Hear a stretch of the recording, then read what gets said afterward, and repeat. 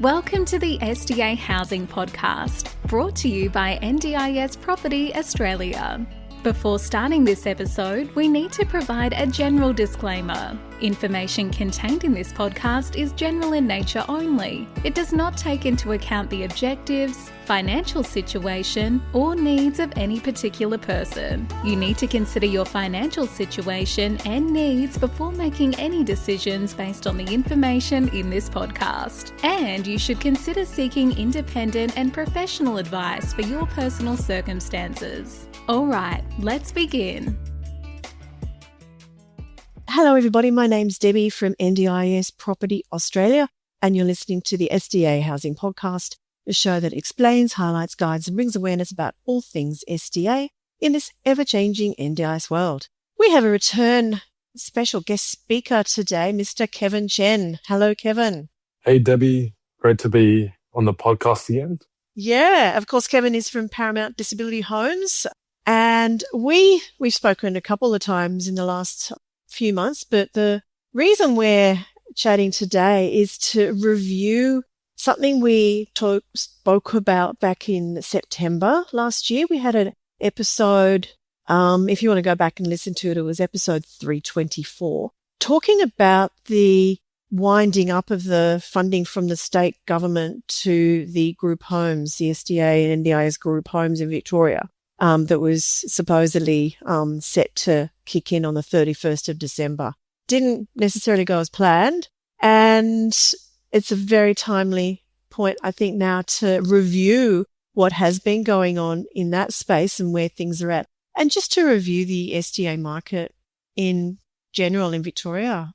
Yeah, happy to provide some updates in regards to what's been happening. I think the first thing is the Victorian market in general. So what we've been seeing is pretty much all the new pipeline in Victoria has been in your infill areas, in your metropolitan areas, and we're seeing a lot of development of low density housing. So 3 participant houses, you've got a lot of villas coming through, and the main sort of investors behind these buildings are institutional funders and capitals. So they are the ones that probably have access, because these investments aren't cheap, we understand, and they're the ones that can deliver with scale in this space. We're also seeing a lot of smaller private developers and investors that are coming in, and they building, their second and third, fourth projects. But we're not really seeing any more stock come up in any of the greenfield and further out areas, which is a good thing. It's a very good thing, yeah. And look, that makes sense, because obviously I think everyone realised that there was no point continuing to build in those areas. And if you need to finance that, you're not going to get finance either for that kind of a build. So, yeah. So you're seeing quite a lot of development going on in those inner and mid-ring areas. Yeah, definitely. So seeing a lot of development in the right areas, which is what we've been sort of saying from the start of when I got onto this podcast. We need supply in those areas. So I guess the whole sort of SDA community and advisors, the architects, the funders know that's the way to go. And we've seen it, but not obviously on the scale of how quickly all the greenfield development came on. But we will see a very healthy trend continue to roll out across Metro Victoria. Yeah. Yeah. Oh, that's really good to hear. So, okay, that's the supply, upcoming supply in the right areas now. And from what you're seeing, are they getting it right with the types of properties and the categories? Yeah, definitely getting it right in terms of providing high physical support, usually in the houses having 3 participants, which is better than the 2 participant model for all the funding changes. And a lot of villa product, which is a good alternative to the apartments. So a lot of the participants want to be on the ground. They don't want to use a concierge service. So it's a very good alternative for the ones that want to live individually. We are seeing a big shortage of robust housing still in metropolitan. I guess everyone is just, quite weary of the property damage. And especially if you're investing more money on land, people are sort of shying away from robust in metropolitan areas. So if you want a robust villa or a house, it's yeah, you're not going to really find one too close to the city is what we're seeing. Yeah. Yeah, that's a shame. I was just speaking to someone earlier today up here in Brisbane a provider actually, they're desperate for robust housing. And he specifically mentioned needing it on more larger sites and blocks and even on acreage, but, not too far out, obviously. But there's such a desperate undersupply of robust, particularly in the northern parts of Brisbane. But yeah, no one's building for the reasons that you mentioned. They're concerned that for the cost that they've got to put into it, the capital they've got to put into this, there's just too much risk. So I don't know what the answer is there. Yeah, we'll see. I mean, I think once high physical support dwellings are sort of reached its supply cap, then we'll see probably more investors get into the robust space. But yeah, it is the owner's responsibility to pay for all property damage, as you are aware. So, some properties you might be spending 30, 40,000 per year just to replace the property, especially if you don't have insurance. And that's not viable for people from an investment perspective. But having said that, to a large degree, isn't the whole point of building it to the robust specifications designed to heavily minimize property damage? Yes and no. Are they just not building it well enough, or? Yeah, definitely not building it well enough. And what we're seeing is that obviously you've got your minimum design standards, which are not good enough. Yeah, not good enough. And builders are going to cut corners. And what we're also seeing is most participants that have robust funding will require a heavy degree of upfront modifications, especially if they have property damage tendencies. And what that means is the investor actually has to fork out an extra, 10 to 20 grand sometimes to cover for the modifications because the participant doesn't have that in their NDIS funding. And if they were to apply, they would have to wait 6 months, up to 12 months, and they won't get coverage over all that. So yeah, the robust build is just not built to a high enough standard. And yeah, investors don't know that they have to put in an extra 10, 20 grand. Very, very common. And the places are still getting sort of, still prone to property damage. So, it should be, in my opinion, the highest funded category in SDA, but it's lower than high physical support. So it's... Yeah. And of course, the fact that the majority of participants with robust need to live on their own. Yep. So it doesn't make a house feasible. And, it only really works in the villa, but the villa funding is much lower than house funding. So yeah, overall, it's not being catered for from a financial return point of view for sure. That's probably a big problem, a big reason why the robust properties are still heavily undersupplied. Absolutely. Yeah. Anyway, this is not just a conversation on robust. Let's talk about any other aspects of the SDA market in general, or do you want to talk more about the whole group home phase out? Yeah, let's talk about the group home phase out.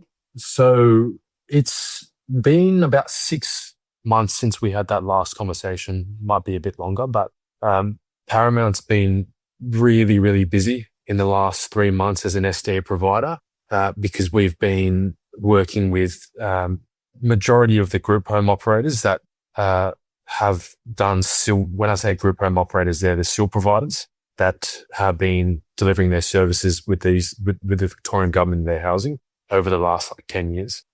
So there are so many people and participants that are currently residing in the group home. So just revisiting the stats, there's about 600 enrolled SDAs with the Victorian Government. And what we're seeing right now is a mass transition of these participants from old builds to new builds. There is obviously no standardized process yet. And what I mean by that is every provider or SIL provider is taking a different approach on how they want to transition the people from the old house to the new house. So yeah, it's sort of all over the place right now, but I can shed some more light, I guess, in how different providers are, transitioning participants. That'd be great. A little more information on that would be really useful. Yeah. So I think there's a couple of points that we didn't see coming and have taken us by surprise. So number one is not all participants want to move. So we had the assumption that just because you build a new build house that's next door on the next street to an old government legacy property, that everyone will pack up their bags and shift over. And that's just not been the case. There's been a lot of people that sentimental to where they have lived and they really enjoy it, and they just don't want to move, which is fair enough. So, and to our surprise as well, a lot of their government homes, some of them are actually quite modern and they're usually a little bit more spacious than the new build SDA. So they're actually really big properties. You'd be surprised. So not all the government properties are run down and in terrible condition. Some are, but not all. So I guess the first approach that we're seeing with all the still providers is that the first step is to understand who out of the cohort wants to move, right? So that means that they have to approach each individual in each house and consult with their families, with all the relevant stakeholders like their support coordinators and might be their spouses, their children, and find out, what it would be like if, we delivered a new house next door. How open are you to moving? I think about 60 to 70% of people want to move, which is a good thing. And then the next step would be to go through a funding review, because obviously the SDA funding they were grandfathered into the scheme. So the SDA funding is definitely not sufficient, anywhere between $5,000 to $10,000. And also there's SIL funding, which is usually on a 1:5 ratio, which doesn't work as well if they were to move to a 3-resident house. So collecting that data as a next step with the relevant stakeholders. So things like functional capacity assessments, OT reports. We've just got to collate all the evidence so we can go to the NDIS and we need to justify to them why they need new build funding or why they need to be supported from a 1:5 ratio to a 1:3 ratio. So that's the second step. And that takes about 6 months. So with a lot of these providers, we've actually already started this process last year. So we're seeing more and more approvals with a very, very high success rate, which is very good from the NDIS. They've been approving a lot of 1 to 3. That's really good to hear. Yeah. So we haven't actually seen a single case of funding that's been knocked back, which is really good news. But to get all your ducks in a row and to get the housing ready at the time when everyone's ready to move out is the hardest part. So what that might look like is participant A got their funding approval. Participant B also got their funding approval, but the third participant still has their review. Now, how it just depends on who the landlord is, because the landlord might not want to take on that level of risk, even though we can assure them that they're going to get the funding, but they don't want to take on the third client. So they might not be able to move collectively, or they have to move as a collective, and you've got to wait for the third person. And the investor might not be willing to wait for an extra 3 months or 4 months. So it's all about balancing out timing. And that's the biggest element with these transitions is timing. Yeah. So a lot involved. And I was going to say, I think the hardest part would be the funding, but I guess equally hard, as you said, is the just finding out who wants to move and where to and who with, and having everyone sort of on the same page there. What other issues are involved? So you've got just the participant needs to want to move out of the house that they're currently in. Their funding, both their SDA funding needs to be increased and their SIL funding needs to be decreased or increased in amount, but decreased from 1:5 to 1:3 is what I meant by that. And what other pieces of the pie are there? Yeah. So we are forgetting about what about the participants that don't want to move? Yeah. So that's a huge sort of population as well. And I think every SIL provider is taking a different approach. Some I agree with and some I just don't. But so some providers are putting an end date to and ceasing services at a specific time frame. So say the end of this year, they won't be delivering SIL services anymore in the house. So if you don't want to move, what they're saying is we'll provide you with an option, a new build option. But if you don't want to move, then we're ceasing service by this date and you're going to have to find yourself a new SIL provider. Other providers most providers are taking that approach, but some providers are actually helping them source a new SIL provider. They're working out different options on trying to source new properties, or if they don't, some providers are also not ceasing services. So it's just, how responsible do you want to be for those participants that don't want to move? And a lot of the big steel providers, they don't have the capacity to care about that, which is really, really disappointing. Yeah. Back in September, our last episode on this subject, we were talking about potentially around 5,000 participants in these situations. Is that still a relatively accurate number? I think so. Yeah. So we're talking about, as you said, maybe up to 1,000 people who don't want to move. We haven't seen that a lot of people. But yeah, but it would be close to 1,000 maybe. Yeah. And let's say we've got a participant, lives currently in one of the old group homes that was grandfathered in. They're very happy there. They love their life. Their SIL provider says they've got till the end of the year. But is that, who actually owns these properties? The Victorian government. So the government owns these properties. Yes. So what's going to happen to these properties after they're vacated? So the Victorian government, they are an SDA provider as well, right? Just like us. So yeah. I don't know what their intentions will be. I assume that for a lot of the properties that are completely vacated, they might take back those assets. They're really good on the balance sheet, obviously, for the government.